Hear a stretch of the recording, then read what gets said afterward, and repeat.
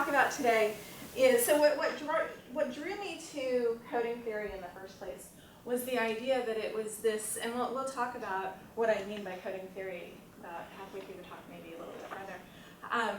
But it's this very applied field in the sense that it's motivated by questions of engineering.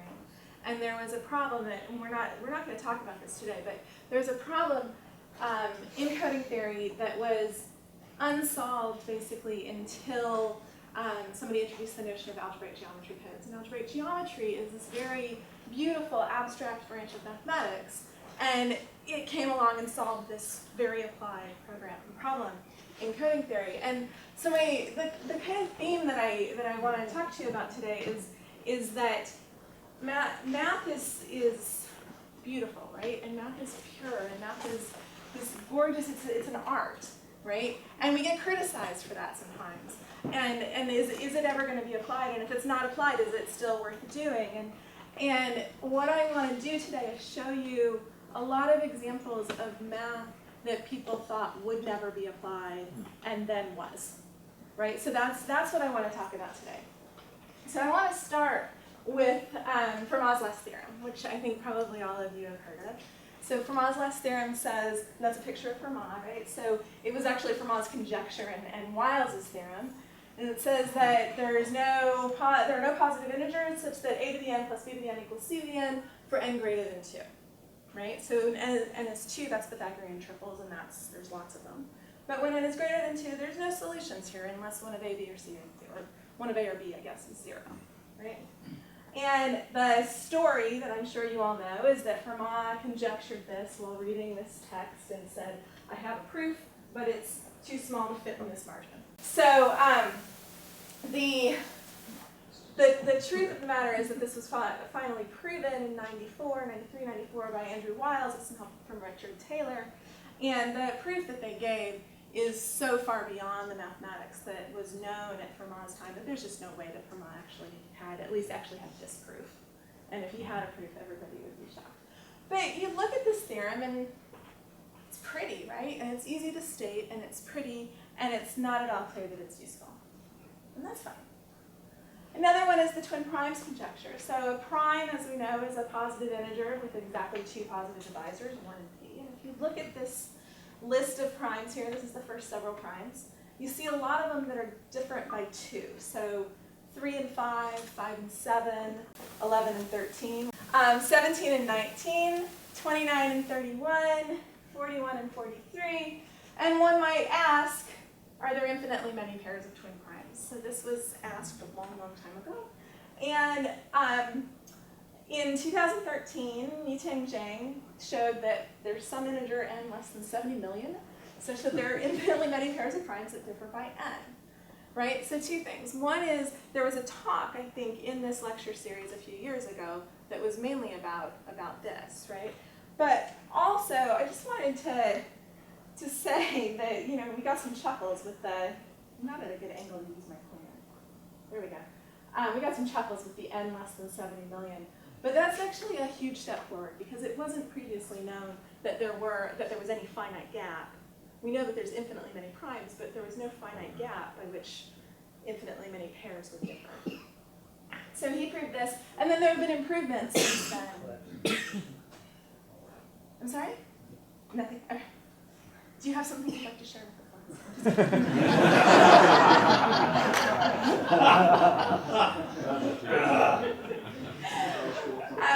A third one of these statements that's so easy to state and so hard to prove is Goldbach's conjecture. So Goldbach's conjecture is that every even integer greater than 4 is the sum of 2 odd primes. So here's a bunch of examples, right? So for example, 12 right there is 7 plus 5. 2 odd primes, add them together, you get 12. So there's the weak Goldbach conjecture that says every odd integer greater than 7 is the sum of 3 odd primes. And so there are some examples. And the thing is, if you look at these examples, you can see that the Goldbach conjecture implies the weak Goldbach conjecture, but not conversely, right? So anytime we can write something greater than 4 as 2 primes, we can certainly write anything greater than 7 as 3, as a sum of 3 primes. So the weak Goldbach conjecture was actually proven in 2013. 2013 was an incredible year, right? So 2013, the weak Goldbach conjecture was proven by Harold Helfgott. And the reason that I've shown you these three statements, Fermat's theorem and the twin primes conjecture and Goldbach conjecture, these are statements in number theory. Number theory is the study of the integers. They're statements in number theory that are very easy to state. They arouse your intellectual curiosity, right? Very hard to prove. So Gauss said mathematics is the queen of the sciences and number theory is the queen of mathematics, right? He actually meant by this that number theory is central to all of mathematics. Dixon says, thank God that number theory is unsafe in any application. So Dixon's attitude is actually a little bit opposite of what I said before I started, right? Dixon's attitude is, math is art. I don't want there to be applications. Not only I don't care that there are, but I don't want there to be any. Hardy actually said, no one has yet discovered any warlike purpose to be served by the theory of numbers or relativity. And it seems unlikely that anyone will do so for many years. Now, I'm not sure exactly when he said this, but he died in 47. Yeah, you said it in the 30s. Said it in the 30s? Okay. So he said it in the 30s, died in 47. In between there, number theory pretty much used to crack the Enigma, right? So ended World War II. Okay. So he was wrong. Well, it depends on what your definition of many is, I guess. And then, so after those three quotes, we have this one, which is completely different. Right, so Donald Knuth says, virtually every theorem in elementary number theory arises in a natural, motivated way in connection with the problem of making computers do high-speed numerical calculations. Completely opposite, right? Knuth is saying, you know what? Start over. If we weren't already intellectually curious about number theory, we'd have to do these problems anyway. We'd have to solve these problems because this is how computers work.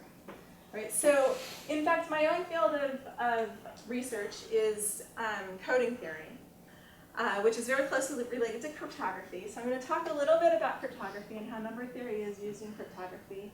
Then I'm going to talk about coding theory, and I'm going to talk about some abstract math that was in coding theory that people didn't think would be used and then was. And then I'm going to tie it together and talk a little bit about post-quantum cryptography. So that's our plan for the day. Post-quantum cryptography. All right. So in order to talk about public key cryptography, you always start by talking about Alice, Bob, and Oscar. And I like having pictures. So this is Alice, right? And Alice wants to send a private message to Bob. So there's Bob. And the problem is that Oscar wants to read that message, right? But it's actually worse than that, because if this were the situation, then Alice and Bob could just get together ahead of time and decide on a secret system that they're going to use for communicating. But it's not just Alice that wants to send a secret message to Bob. It's also Aladdin, Arthur, Angelina Ballerina, and Amelia Bedelia.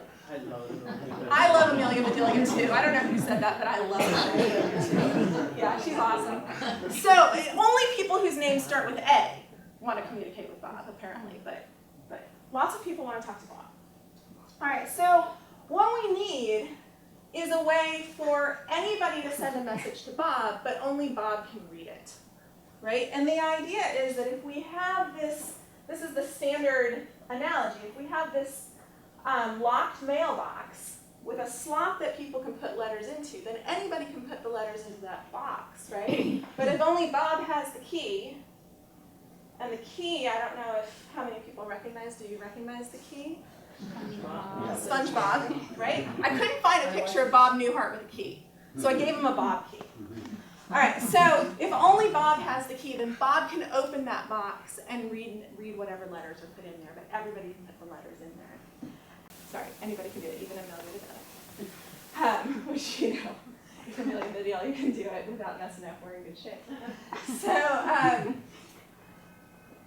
the place that public key cryptography is really used is in electronic communications, and in particular in electronic shopping, electronic banking, right? So imagine that Bob is Amazon, right? And people want to buy things from Amazon, and they need to somehow give Amazon their credit card number, right? You don't want a situation where every person has to first privately communicate with Amazon and come up with a secret way of giving them the credit card number, right? And you don't want it to be that anybody can read anybody else's credit card number, right? You need a way so that anybody can send it to Bob, but only Bob can read it, even if everybody else consents, right? So this is the electronic version. Everyone has the ability to encrypt the message, but only the intended recipient has the ability to read the message. And the system that's most widely in use today is called RSA. It's named after the three people who wrote the original paper on it, so Rivest, Shannon, and Edelman. And it's based on elementary number theory. So what I want to do is tell you a little bit about this and how the number theory behind it works. And this is familiar, I know, to a lot of people, but it's just so pretty I can't not do it. It's just so pretty. All right, so here are some basic facts about large numbers. And I should say, by the way, that there's this beautiful course that I brought to Nebraska and taught many times called The Joy of Numbers, Stalking the Big Primes. Stalking the Big Primes, right? And Ron Reger actually originally developed that course at Georgetown University. So, all right, basic facts about large numbers. First of all, there are infinitely many primes, so that means that primes can be as big as we want them to be, right? Secondly, generating large primes is actually easy, right? And so generating large numbers is certainly easy, and then testing whether they're prime is easy, or at least testing whether they're probably prime. There's all these probabilistic primality tests out there. So this is easy. Multiplying together large numbers is easy. You don't want to do it by hand, but it's something that a computer can do very quickly, right? Don't tell your third grader that multiplying together large numbers is easy, because they won't believe you. But it is. But the problem is that factoring large numbers is really, really hard, right? Like officially hard. Right? Officially hard in the computer science sense of hard. It's officially hard. And so one thing that I've done sometimes with students is I'll put them on Maple, which is just a computer algebra package, right?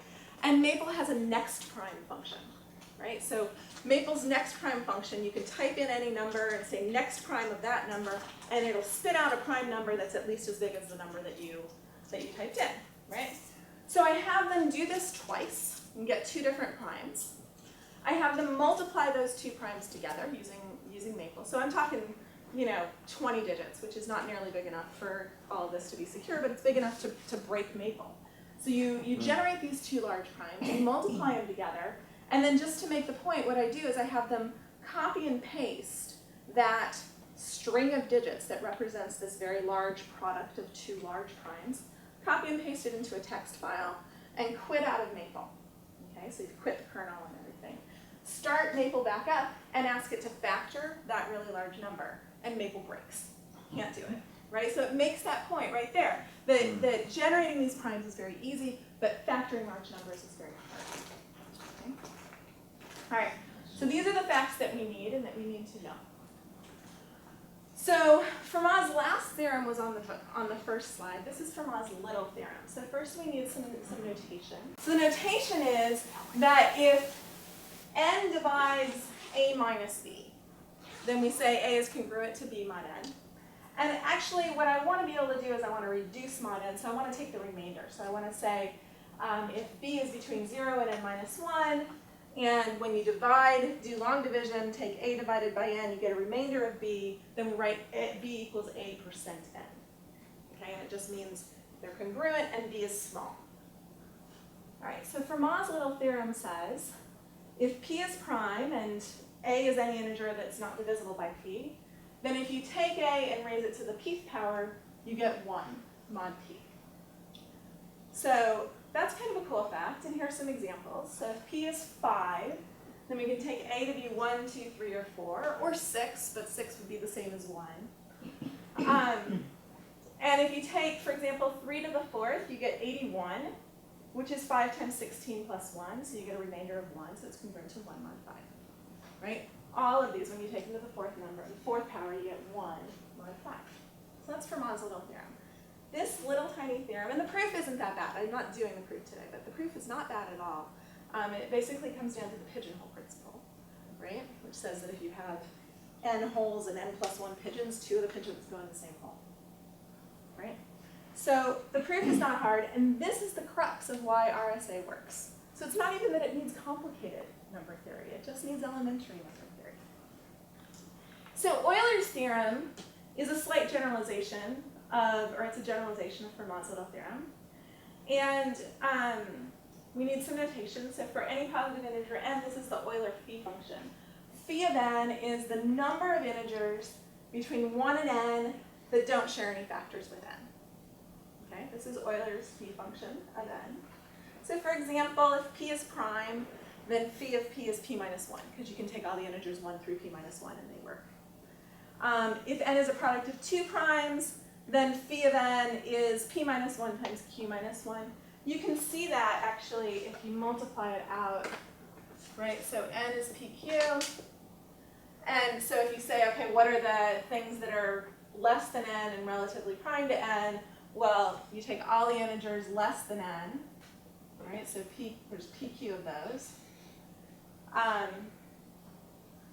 Well, minus 1, right? I heard somebody whisper that. But let's just start with 1 through n, right? Which is what it says. So you take everything up to n. It's okay, you're allowed to whisper. It's all right. So PQ, start with PQ, and then you subtract off all the multiples of P. So there's Q of those. And you subtract off all the multiples of Q, and there's P of those. But then you've subtracted off the number PQ twice. So we need to add it back in, right? So this is phi of n.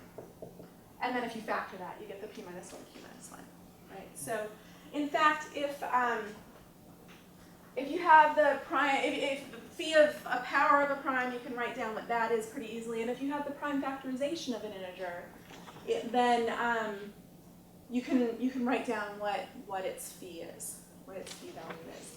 And so if we understand how to factor n, we can always compute phi of n. If we don't understand how to factor n, then all we can do is count, right? And that's key. We have to count the numbers between 1 and n that are relatively prime. So Euler's theorem says if you start with 2 integers that are relatively prime to each other, so m and n, no common factors, and you raise m to the phi of n power, you always get 1. Right? So this is a direct generalization of Fermat's little theorem, because if n is prime, you would have m to the p minus 1 is 1 mod p, right? So it's exactly the same. And the special case we care about is when p and q are distinct primes, right? So this one, the way you would prove this is you prove it for each prime separately, and then you say, well, if p divides this and q divides this, then pq divides it, and there you go. So this is what we need to get RSA to work. So what is RSA? How does it work? So here's what Bob does. Remember, Bob is the person that everybody wants to send secret messages to. So all Bob's going to do, he's going to pick 2 large primes, call them p and q. He's going to let n be the product of those 2 primes. And then he knows that phi of n is p minus 1 times q minus 1. He's going to just pick a random e and double check that e and phi have no common factors. That's easy to do. And then he's going to find a d so that if you multiply d and e together, you get 1 mod phi. And there's an algorithm to do this. This is easy. It's the extended Euclidean algorithm that can find the d to make this happen. And so then what he's going to do is he's going to make his public key, this pair, n and e. His private key is d. He no longer needs to know anything, right? So he needs to tell everybody else n and e, and he needs to keep d private. He can destroy phi, he can destroy p, he can destroy q. He doesn't need these in his memory at all, right? And he should, because if anybody breaks in and gets that information, then things are bad. So he tells everybody in the world n and e, he doesn't tell anybody d. So then Alice, in order to send a message, she looks up the public key, n and e. Her message is m, which is an integer. And her secret message then is she raises m to the eth power and reduces mod n. Okay, and there's algorithms, fast exponentiation, that lets you do this very, very easily. All right, so that's it. So that's very easy for Alice to do, right? And Alice does not need to know P or Q or D or Phi or D or anything to do that. She just needs E and N. And then what does Bob do? Bob takes the S that he receives and raises it to the dth power and reduces mod n. Okay, easy, right? Again, uses fast exponentiation. And what needs to happen is that this m hat that Bob gets needs to be the same as the m that Alice sent, right? Because otherwise there's no point, right? That's the whole point, is we want m prime and m to be the same. Okay, I'm sorry, m hat now. So how does this work? So the theorem is that it works, right? RSA works. So m hat equals m, delta of epsilon of m equals m. So the idea is you just look at it, right? So epsilon of m was raise it to the eth power, delta of s is raise it to the dth power, and then everything is reduced on n. So if you take your m, you raise it to the eth power, and then raise it to the dth power, you now have m to the d times e. But remember, the idea of d times e was that it was congruent to 1 over phi. So that means that it's phi times some k plus 1, and then you just kind of use laws of exponents and you're done, right? So Euler's theorem works, or sorry, not RSA works, right? It works because of Euler's theorem. It's secure because if p and q are large enough, then nobody can factor n, because n is big enough, right? So you can't factor n. If you can't factor n, the only way of finding phi of n, you know n, but the only way of finding phi of n is to count all the integers less than n and relatively prime to n. It's computationally unfeasible if n is big enough. And if you don't know phi of n, then you certainly can't find d, because d is chosen to have this property with phi, right? So this secret exponent d can't be found. Yes? Can I ask you one thing about computationally infeasible? Yes. Couldn't you just design a super fast, amazing computer that would make it computationally feasible? No. But can you tell me why? I mean. Yeah. So because if you did, I can just use larger primes. No matter how big your computer is, I can choose larger primes because there's infinitely many primes. So that's essentially what it comes down to, right? Unless somebody comes up with a better factoring algorithm, which for all we know NSA has, right? But we assume it doesn't. I don't know. But yeah, and actually that's why we're going to talk about post-quantum at the end, right? So the current recommendation, based on the current technology that people have, is that n has to be at least 617 digits. That's a weird number, but the idea is that it's all happening in bits, and in bits that's 2048 bits, which is not a weird number. Okay, so for right now, this is considered to be secure. Okay, is that? But even if you have quantum computing or things that we haven't thought of yet, you know what I'm saying? Absolutely. Right. Absolutely. But for what has been thought of right now, for what's out there right now, this is sufficient. Right? I believe you. I only have to be I have to be secure against current attacks and attacks that I can envision for the next few years, right? And this is sufficient for that. All right, so I want to completely shift gears and tell you a little bit about channel coding. So this is my passion. This is my research area. So the idea with channel coding, we're not talking about secret codes now. We're just talking about information transmission. Okay? So we start with some bit of information, and we're going to encode it. And the goal of that encoder, the job of the encoder, is to add some redundancy, right? And the reason that we need to add some redundancy is that when our code word, which is what comes out of the encoder, passes through the channel, there's some noise, right? And we want to be able to fix the errors that are caused by that noise. So this received word here, it's the same as up there, but it doesn't fit on the slide. The received word here is the output of the channel, and it's some corrupted version of the code word, right? And then it's the job of the decoder to say, all right, what was the corruption, and estimate the code word that was put in. And then in the paradigm that I'm talking about, the encoder is one-to-one, right? And so this unencoder step just strips off the redundancy and gives you back the original information, right? Unencoder I don't think is an actual word. I think it's something that I made up, but it helps. I like thinking about, so a lot of people in particular will either think of the work as being done when you get here, when you have the estimate of the code word, or they'll combine these two steps and say that the job of the decoder is to estimate the original information, right? I like thinking of it as two separate steps, so that's what I always do. And the beauty is that I've used this slide in enough talks, enough places, that I'm starting to hear other people use the word unencoder, which just cracks me up every time. Okay, if it shows up in the dictionary, then we know we're in trouble. All right, so coding theory really started in 1948 with Shannon's theorem. And what Shannon's theorem says is that reliable communication is possible, right? So if we think of the rate of a code as kind of a measure of how much isn't redundant, right? Then for every channel, there's a capacity so that as long as you're at a rate less than that capacity, you can get your error probability, meaning after decoding and unencoding, to be as small as you want, right? That's Shannon's theorem.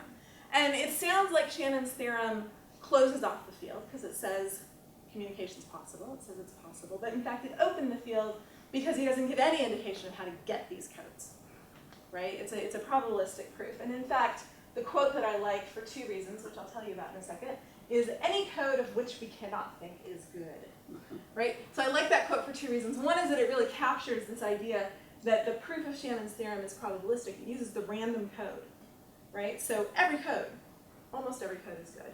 The other reason I like it is that it's just so ridiculously stilted to make it grammatically correct, right? I kind of like that. All right, so Shannon's challenge is to actually find the codes. So rate is a measure of how much of your code word is not redundancy. Okay, so formally, it's the ratio between the number of information symbols and the total number of symbols in each code word. Okay, informally, the way we should think about it is the higher the rate, the less redundant your code is. Okay. Can you give us typical rates? So typical rate, it's hard to say. It's going to depend on the application. For the standard channel that most people use as a model to think about is the binary symmetric channel. And for example, with the binary symmetric channel, if the probability of bit flip, and this is not going to make much sense to a lot of people I know, but if the probability of bit flip is 1/10, the capacity of the channel turns out to be 0.53. So rate 1/2 is what you'd be looking at there roughly, right? Depending on your channel and your probability of error, the capacity can be much higher. And depending on your application, you would want different rates for the codes. If it's a situation where the transmitting of information is very cheap, then low rate is fine, right? If you're in a situation where transmitting is very, very expensive, then you need to have very high rate codes. Yeah. So Shannon's challenge is to come up with the codes, right? And then of course to come up with the decoding algorithms, because we don't want to just be brute forcing this stuff, right? Because computers can't do that for the length of codes that is needed. And by the way, Shannon's theorems, part of Shannon's theorem that's not up here is that the codes that actually achieve capacity are very, very long codes. So lots of your amount of information and redundancy has to be very, very long in order to get close to a capacity. So this is Shannon's challenge. Shannon's challenge is to find the codes that do what Shannon's theorem says they're supposed to do. Okay. So mathematically, the way we tend to think about this is in terms of linear codes. So we think of our information as a binary vector, a string of say k, zeros and ones, and then we add on some redundancy to get a string of length n, zeros and ones.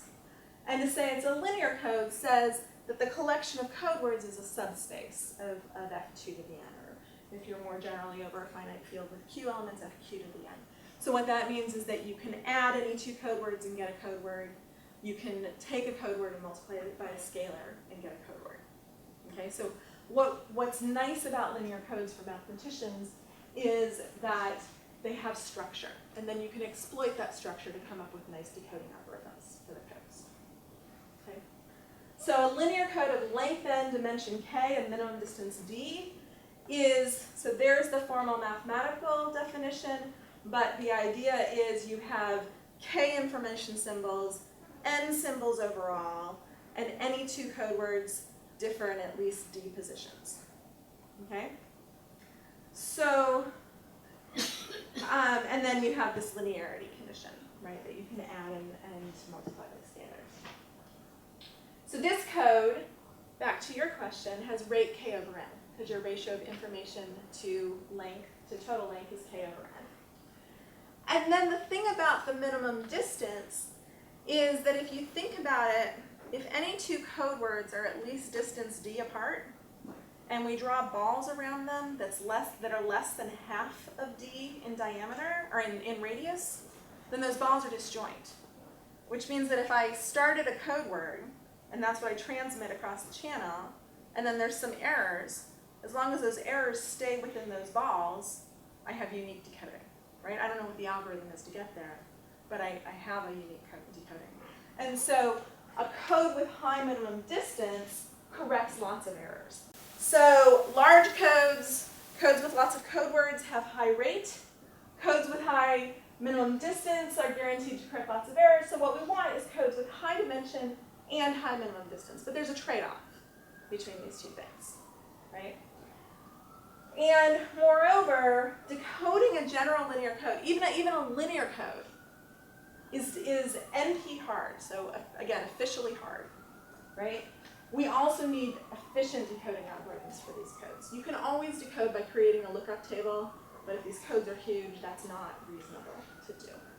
So we need efficient decoding algorithms. Okay.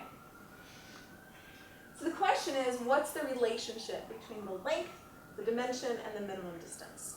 And the first answer that I want to give you is what's called the singleton bound.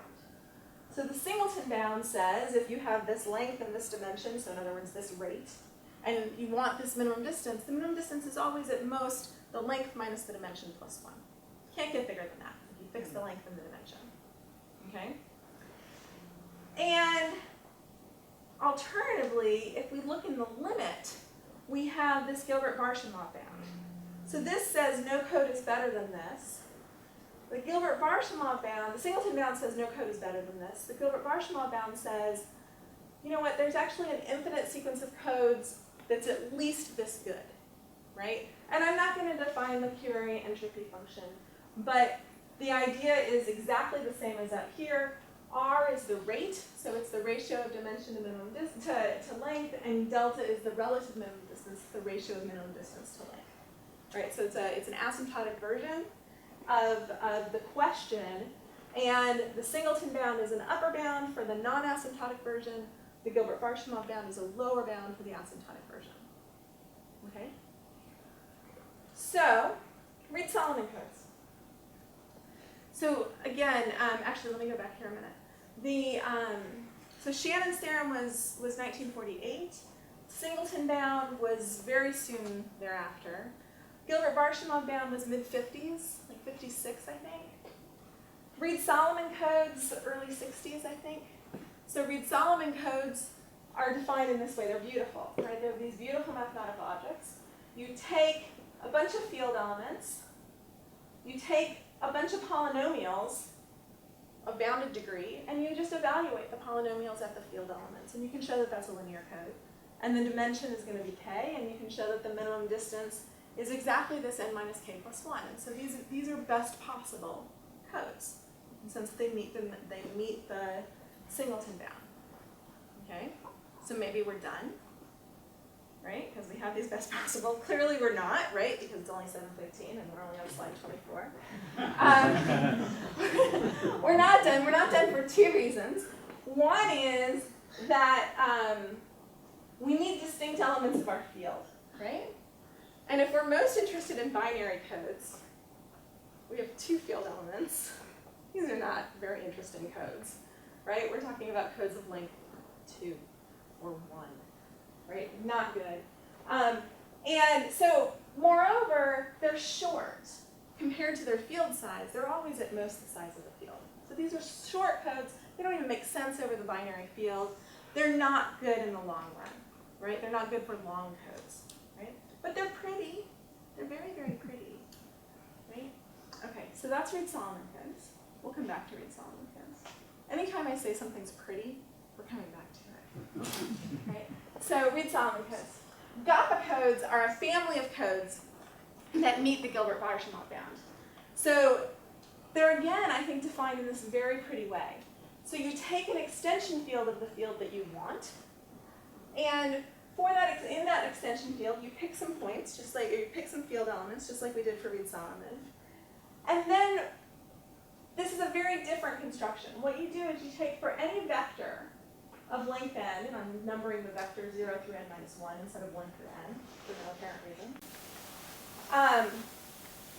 For any vector like that, define this function right here. So put the coordinate on the top, and then x minus gamma I, where gamma is one of these field elements in the extension field on the bottom. Okay? Now that's a sum of fractions. So find a common denominator, and now you have a quotient of polynomials, right? And assume that quotient's in lowest terms. Pick another polynomial, pick polynomial g, that doesn't have any of these gammas as roots. The Goppa code is the vectors where the numerator is not divisible by this polynomial g. Right? It's kind of a convoluted definition, but super pretty. Super, super pretty. And it turns out, and this is cool, that it meets the Gilbert-Barshamov bound. Okay? Now, not so clear it's useful, but it's a pretty theoretical result that it meets the Gilbert-Barshamov bound. There's actually a really nice decoding algorithm for Goppa codes. There's a nice decoding algorithm for Reed-Solomon codes too. Several, in fact, for each. And this was kind of the state of the art for a while with coding theory. Okay? Now remember, Shannon's theorem came in 1948. What kind of information transmission are we talking about in 1948? Right? Shannon's theorem is kind of theoretically motivated in the first place. So what happened, apparently, I wasn't there, I'm not, despite the fact that we discovered that I am indeed older than Linda, we discovered that earlier. I am not old enough to have been at the 1971 Information Theory Workshop. I was 2.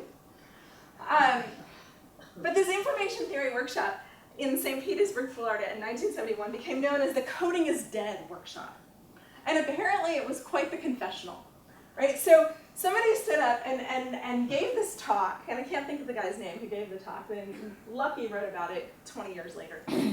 Stood up and gave a talk that he titled Coding is Dead, right? And he said, that he showed a slide of rats that had been in a cage for far too long, and they're just all jumbled on top of each other and going crazy, right? And he said, we've formed this small inbred group that's been isolated from reality for too long. He shows this slide of rats in a cage. The other people are talking. Somebody says it's a played out field. Somebody says everyone's working on the same small set of problems, and the problems aren't that important anyway. Really? Aren't that important anyway? Because we don't need to reliably transmit information. I can't think of a single time that we need to do that. No one else cares. It's time to see this perversion for what it is. So, yeah. So is coding dead? Not at all. All right, so that was 71. In 72, 74, the Voyager 1 mission went. And the Voyager 1 mission, this is my picture for Voyager 1, used Reed-Solomon codes, which were pretty much the most algebraic codes out there, most abstract codes out there. The top picture is a picture of the CD. Right, and the CD player came out in, I think, 78, and uses Reed-Solomon codes, right? So everybody now has a Reed-Solomon, well, maybe not anymore, but 10 years ago, everybody had a Reed-Solomon decoder in their house, right? I have one in my car, right? Even my brand new car still has a Reed-Solomon decoder in it, right? Because I have a CD player. And anything you think of now has codes in it, right? Everything has codes right now. These QR symbols that you see everywhere, those are actually based on Reed Solomon codes too. Flash drives, wireless routers, your iPhone, right? Everything is based on codes. We wouldn't be able to do any of this without coding theory. Okay, so that is my even in a field that we think of as applied, people get worried and think that what they're doing is too pure. And then here are the applications. Okay, all right. So I want to end. Well, yeah, I want to end with one more cryptosystem for public key cryptography. So this is a different one, and it ties the cryptography and the coding theory together, and it's called the McEliece Cryptosystem. Bob McEliece proposed it, about the same time that the RSA scheme was proposed. So Bob, not Bob McEliece, but Bob Newhart, does the following. So again, Bob's trying to generate a public key that he can put out there and anybody can use to send him secret messages. Okay? So what Bob does is he chooses a binary linear code, needs length n, dimension k, minimum distance d, at least 2t plus 1. So that means that the code, remember, is going to correct t errors, right? And he fixes a generator matrix. So that's just a matrix whose rows are a basis for the code. And he needs a code for which he knows an efficient decoding algorithm. Okay, so he has to have that out there. Remember, both Reed Solomon and Goppa Codes have such algorithms. Then he just chooses a random, and that's what makes this work, is the randomness, a random k by k invertible matrix. You compute the inverse of it. A random n by n permutation matrix. So a permutation matrix is a matrix of zeros and ones where every row and every column has exactly 1, 1, and all the rest of the entries are 0. Okay, so random permutation matrix, such a matrix is always invertible. Compute the inverse. And then he computes this matrix that I'm going to call G hat, and it's just S times G times P inverse. Okay? This public key is going to be G hat, and this integer T that was related to the distance of the code, the minimum distance of the code. His private key is these matrices S inverse, G, and P. Okay, and in some sense he doesn't have to store G if he doesn't want to, because if he knows S inverse and he knows P, he can find G, right? But that's okay, we'll just store it anyway. So then what can he do? He can destroy S, I guess. He can destroy P inverse if he wants. But he needs to keep G hat and T and make those public, and he needs to know S inverse and P. Okay? So then what's Alice going to do? Alice is going to, she wants to send a message to Bob, or maybe it's Aladdin, right? Somebody whose name starts with A is going to send a message to Bob. So Alice is going to look up Bob's public key. She's going to take her message, and now the message is a vector in F2. Okay? So length k. So it's a vector of zeros and ones, k zeros and ones. And she's going to multiply that vector by G hat. So what she's doing is taking a linear combination of the basis elements of G. So she's getting a code word, a code word in the code generated by G hat.